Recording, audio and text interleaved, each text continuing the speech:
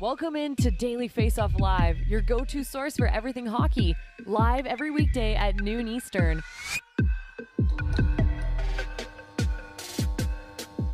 What's up, everybody? Welcome into a Tuesday, January 31st edition of Daily Faceoff Live. We're streaming live on YouTube, Twitter, as well as, of course, dailyfaceoff.com. He's former NHL goaltender Mike McKenna, now current Daily Faceoff analyst. Mike, how you living? Hey man, I'm just wondering. I'm good. I'm just wondering about you. I mean, Pond Hockey All-Star, living it up in Alberta, dude. How you doing after the big trip out west? I would be better if not for a 10-hour and 54-minute delay on my flight yesterday, which brought me to my front door at 5:55 a.m. as opposed to 5:55 p.m. But yeah, it was a day. But we had a blast out in Jasper, thanks to Tourism Jasper and the Jasper Park Lodge. That was an unbelievable trip and great time with Tyler and all the crew at Oilers Nation. But Mike, as I'm sitting in the Denver airport yesterday, major trade happens, perhaps maybe the biggest that we see in the deadline period. So let's throw 2 minutes and 30 seconds up on the clock, and let's talk about the Vancouver Canucks shipping captain Bo Horvat to the New York Islanders yesterday afternoon in exchange for Anthony Beauvillier, Atu Ratti, and a 2023 first-round pick that is top 12 protected. Here's where that pick gets interesting, is that it is not lottery protected for 2024. So if you're thinking that the New York Islanders might be bad next season and you're the Vancouver Canucks, you're betting on that.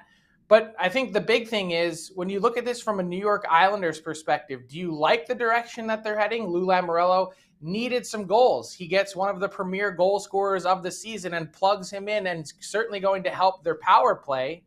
Or do you think that this is the New York Islanders further kicking the can down the road for a team that maybe isn't very good? You know, Frank, it's a little bit of both, but if I'm in that locker room, if I'm a New York Islander, I'm amped about this deal because the Islanders haven't been able to score all season long, man. Like they were able to mask it early in the year, but lately, man, it just hasn't been there. And you think about how this team has just struggled with it. Like they're 31st in the NHL at 15.5% on the power play. Okay, their shooting percentage is 25th. Like, if you're trying to bring in a player that's going to change that, if you're Lou Lamoriello, who fits that best? Bo Horvat. Okay, this guy's got 11 snipes already on the power play this season, 31 on the year. He's going to help the power play.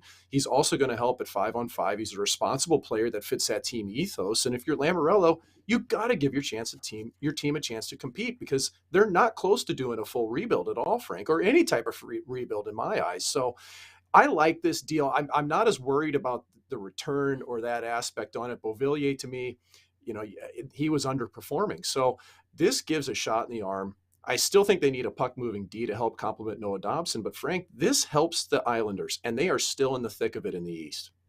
Yeah, there's no question that it helps the Islanders, as Lou Lamoriello, who doubled down on his roster in the summer, essentially now has tripled down, further, I guess, mortgaging the future in this case when you look at you taking your top prospect in Ratti and also your first-round pick. They haven't picked in the first round since 2019. So no question that Bo Horvat comes in and helps. The big question for me is, what does the extension look like? Because we all know it's coming. Sources indicated that those with knowledge of the Islanders' thought process, they were not pulling the trigger on this deal unless they believed that Bo Horvat was re-signing. I think they're kind of just giving it a little bit of time to breathe. The Canucks, to my knowledge, did not give any negotiating rights to Bo Horvat and his camp beforehand. So I think they didn't want to pump out a contract extension yesterday just for optics' sake. But I really don't have any doubt in my mind that that's coming, whether it's 8 times 8 or maybe even a little bit north of that. That's probably the sort of neighborhood that Bo Horvat is living in after his magical contract year. So let's flip it and take a look at it from the Vancouver Canucks perspective, because you hear Patrick Allvin, their GM, frame it and say, essentially, we got 3 first-rounders here, because you have the first-round pick, of course. Ratti was a first-rounder. Beauvillier was a first-rounder. So I would agree in that they are first-round equivalents is what you would call them.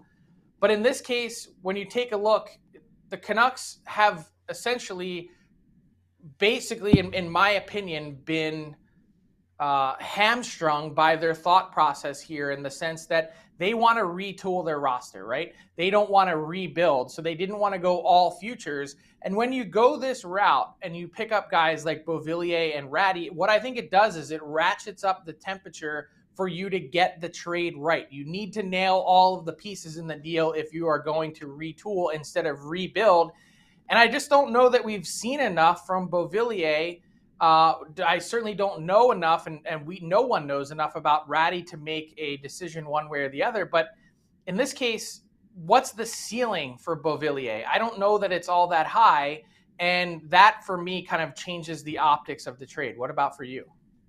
Well, I agree because Beauvillier is a reclamation project. At just over $4 million, and probably gearing towards maybe 15 goals on a season. Like that doesn't equate. That doesn't jive. And there's a year left on his contract. So the part of it is that I think it's probably the cost of doing business, Frank. Like Lamoriello had to move that deal out in order to get this done, and good on him to be able to rid himself of a contract that wasn't great. But you look at the Canucks, and again, it's just, this is a lot of down the road. Like Ratty is, like, he's still up in the air, Frank. Like, he's probably, from people I've talked to that have played, I think he's probably a third line center, reliable, smart. Maybe he could play some second line, but that's not really a game changer. And then the first round pick might even be in the next year. So I from the Canucks perspective, I would want futures. I wouldn't want to keep going this route. Now you got Kuzmenko and Beauvillier taking up cap space that they've been trying to gain, or say that they're trying to gain. They really haven't gained a whole lot, have they, Frank? Yeah, I mean, I think it remains to be seen. Like I said, you're just really hoping that Ratty becomes the player that you think he might be. And I think just we've seen enough from Beauvillier to this point. It's a rather large sample size to be able to make a judgment call one way or the other. Maybe the silver lining from a Canucks perspective is that your team may now be in the lottery chase. You've traded essentially a 31 goal scorer for a 20-point player. That's a big piece out of your lineup, and yet probably still more to come for the Vancouver Canucks, as we are 32 days away from the NHL's trade deadline on March 3rd. Mike, since we're closing in on the All-Star break, we're in bye-week season, it's time to take a look at some disappointments and surprises from the unofficial first half of the NHL slate. I want you to give me your biggest disappointment from an individual player perspective this season.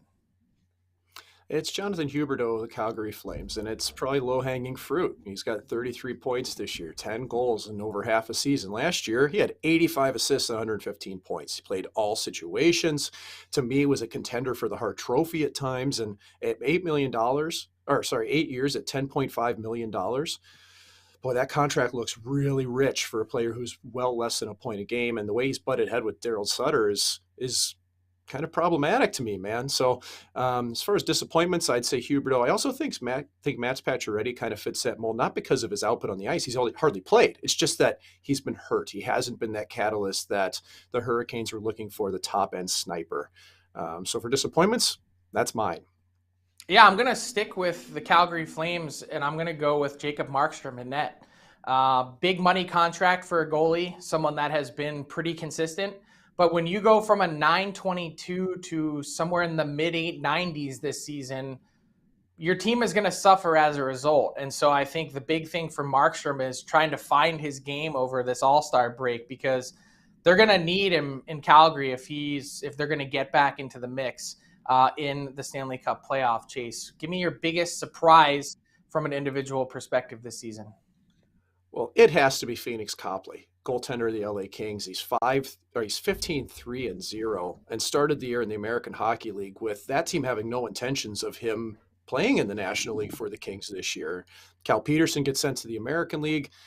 Jonathan Quick's 8-12-4. So you look at the run Copley's been on, he's just given stable goaltending to that team in LA. I've been really impressed. And I'd also tip my cap over to Josh Morrissey of the Winnipeg Jets, half a point a game guy who's now performing almost a point a game plays. So yeah, so we'll continue on. Why don't you tell us why you like Josh Morrissey so much?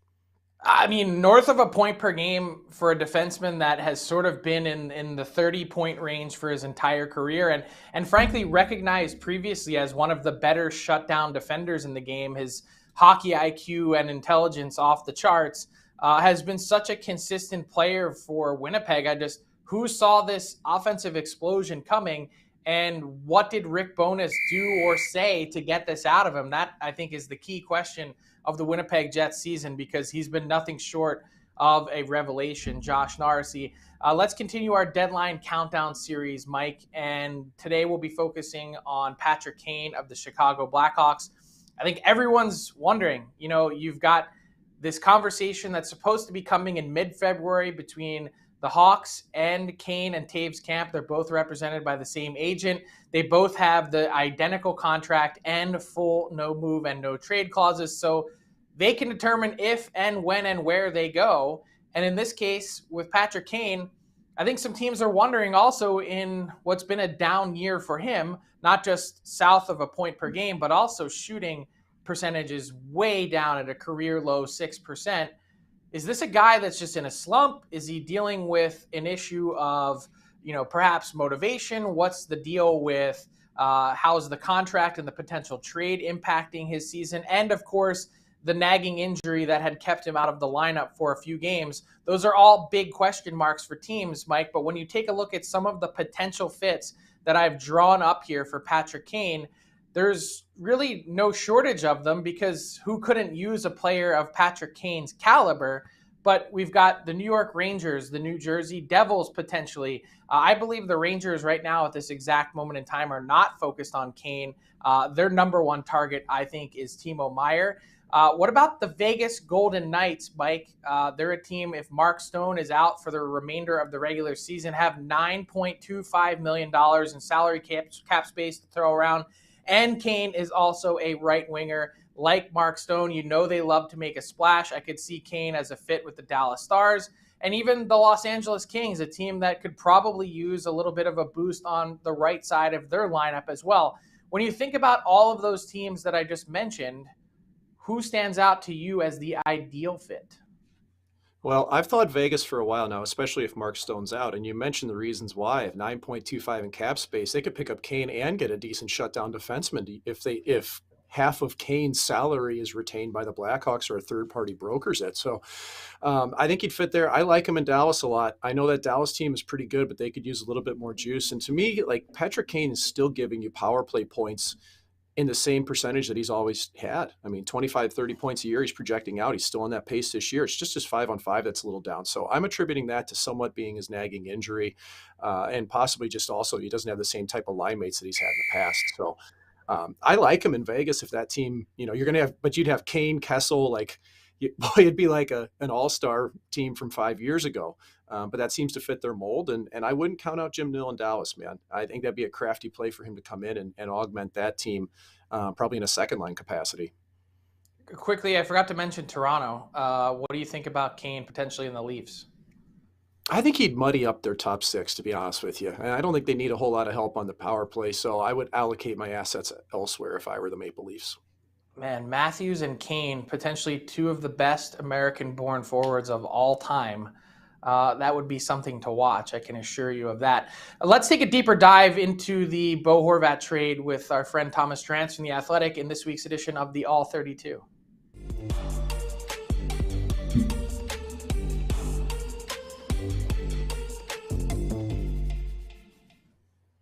That's right. Pleased to welcome back our friend Thomas Drance of The Athletic to talk about the Bo Horvat trade in this week's All 32, which is delivered by our friends at Montana's. Thomas, so much to process, and what a backdrop you've got here. This is just like top quality stuff we're talking about here. Hopefully you are in Florida or somewhere warm enjoying this bye week and All-Star week. But when you take a look at the return that the Vancouver Canucks get, you've been hammering the table hard, saying the Canucks need to rebuild. They're not doing that. They're retooling. Are they, in the return that they got here, did they get enough, and are they a slave to essentially what they want to do in terms of that retool instead of rebuild? Yeah, I think what I like about this trade is that the best assets they've got coming back are true future assets, right? In Aatu Räty, you've got a 20-year-old forward prospect. I know there's some skepticism in the industry. A lot of talent evaluators don't view him as a lock necessarily to stick at center, but I know the Canucks do. So nonetheless, 20 years old, not 24, not 25, 20, right? That's a future a high value future in my view anyway, especially because he's only on the first year of his entry level deal. Then you go through to the first round pick. It's a true first round pick, right? This isn't getting the Boston Bruins 2023 first. The New York Islanders are not a lock to make the playoffs. There's top 12 protection on it, but it could convert to 2024 unprotected. That to me is the highest upside piece that the Canucks got back. And sort of when I think about the overall need that the Canucks had to fill, like what I wanted to see from the Bo Horvat trade, number one on the list is I wanted to see them get an asset that could, not is guaranteed to, but could alter the trajectory of the franchise overall. And that conditional pick, at least, I mean, it's a long shot play. We're probably talking about like plus 500 for it to end up in like the top 10 in 2024 or whatever. But nonetheless, it's a long shot bet placed that could significantly accelerate what this team is looking to do with the future in mind. So I liked the sort of future forward aspect of this deal. The Beauvillier part of it, Frank, confuses me just a little bit because, you know, when I look at this Horvat package, one thing that strikes me about it, and let me know if you agree with this, but it's pretty conventional, right? The pick, the player, the prospect. I mean, that's as classic a trade deadline return as you're going to get for a player like a Bo Horvat.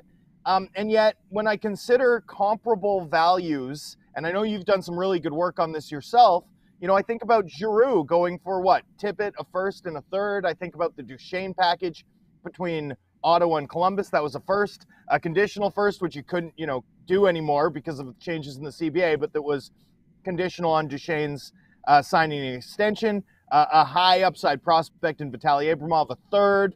And then you think about, you know, the JP Pajot deal, a first, a second, a third. All of those deals didn't include the team making that trade, taking back a significant non-expiring salary, which the Canucks have done in Beauvillier, which sort of changes this up. You know, I'm curious to know if that's just the cost of doing business in the flat cap era. Do you have to help a team out to get a conventional trade deadline return with sort of the premium placed on cap space these days? Or did the team just really like the player and sort of undervalue the portion of the return that was their cap savings, both in the short and long term, from having moved off Bo Horvat? That's sort of the big question that I have remaining, and I think we'll get a sort of better answer to it as we get closer to the deadline and see other teams jump into the pool.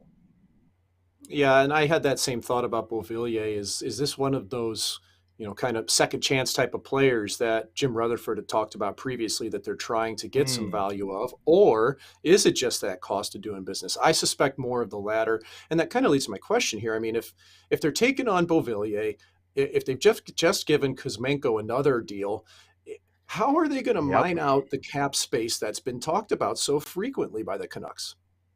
Well, I think all eyes have to turn now, particularly in the wake of the club committing another $10 million on the wings in Beauvillier and Kuzmenko over just the last 5 days. All attention's got to turn to Brock Besser and Connor Garland. I think it's no secret that this club's been disappointed by their performance. I don't know that either is necessarily a player that fits the template of what Jim Rutherford wants in terms of, you know, you better be either fast or big, right? or score a lot, and neither player has done that.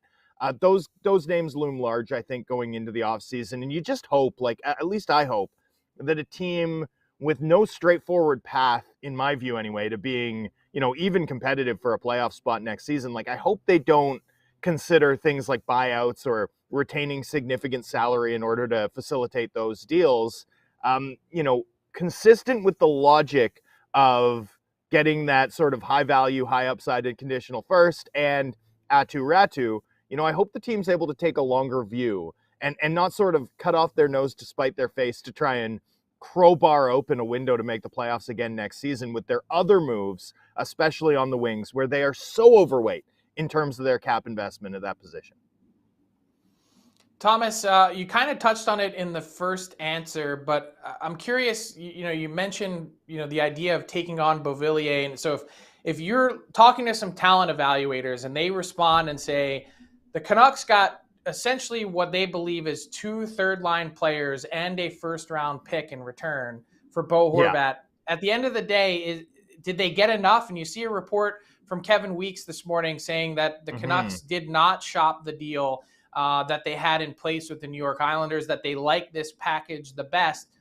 My question is, why now? Like, why so early ahead of the deadline did the Canucks feel the need to pull the trigger? Yeah, and it's an interesting one, Frank, because Canucks fans are pretty excited that the team has just made like a classic future forward deadline trade. There's obviously some regret in losing Bo Horvat, some second guessing about the steps that the club took to get here, vis-a-vis the JT Miller extension, vis-a-vis the Kuzmenko extension, and then trading Horvat. But for the most part, Canucks fans are just relieved to see this team make a future forward move. So when I wrote in The Athletic that I thought the return was a bit underwhelming, I was pretty heavily criticized for that. And yet the conversations I'm having with talent evaluators and people in the industry match the tone of what you just sort of laid out. Like, a lot these players are viewed as relatively low upside, and I really like the short position that the Canucks have effectively bought against the New York Islanders. I think that's the part of the deal that sort of makes me a bit higher on it than my industry contacts.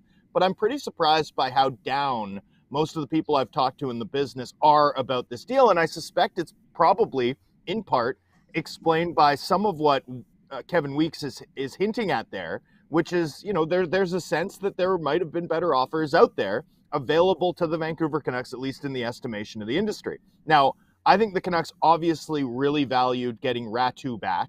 I think that's a big part of this. And I wonder about this as another part of it. When the Canucks come back from the All-Star break, Frank, they're going to regroup in Newark. And all of a sudden, you've got your new head coach. The Boudreau drama is behind you. Bo Horvat has already been traded. Andrei Kuzmenko is already extended. And all of a sudden, this season that's been characterized by a remarkable amount of drama and speculation, and not just the obvious, Boudreau twisting in the wind for months and months and then doing so in a really ugly way for 10 days. Not just the will they or won't they trade their captain stuff. Not just the Kuzmenko speculation and, oh my goodness, how much is he going to earn given his production? But also, obviously, like the HRC complaints, the fact that there's a human rights tribunal case against the club, the family court proceedings against Francesco Aquilini that spilled out into public view. I mean, it's been a season from hell, absolutely, for this franchise, with so much of the attention on the young and the restless soap opera off the ice as opposed to just the normal day-to-day experience on it.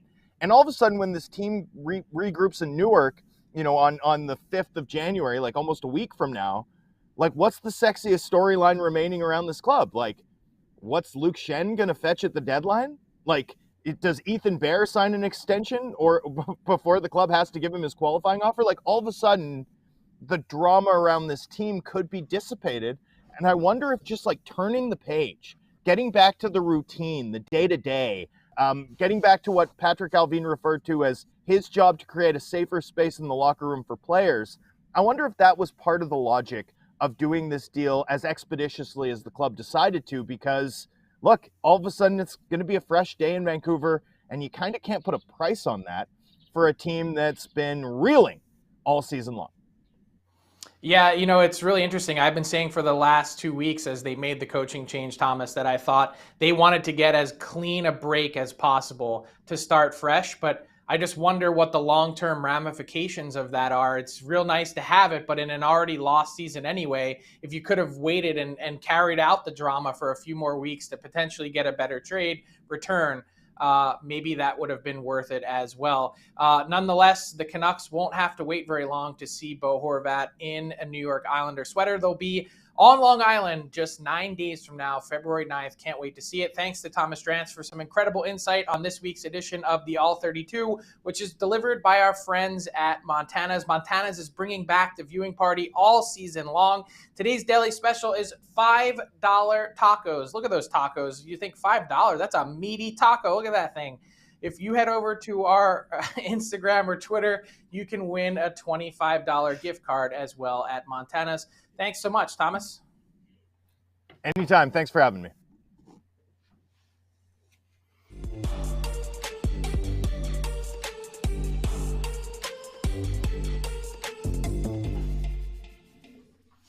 All right, Mike, time for our daily face-off inbox question of the day. Hashtag AskDFO. And now that Bo Horvat is traded, the number one player on our trade targets board, a new list coming out Friday. Which big name trade is next to happen? Which guy do you think is next to move? Well, you mentioned him already. I think Timo Meier might be the next out the door. He's a pretty attractive piece on the right side. I think there's teams that really like him, and San Jose'd probably like to get a jump. I think it might be similar to when Tyler Toffoli was traded by the Montreal Canadiens to the Calgary Flames pretty early last year. I would want to get Meier integrated to my club as quickly as possible. How about you? Yeah, I was going to say, don't underestimate the power of the bye week. Bo Horvat, he was actually vacationing with his family in Disney World before heading to the All-Star weekend in South Florida.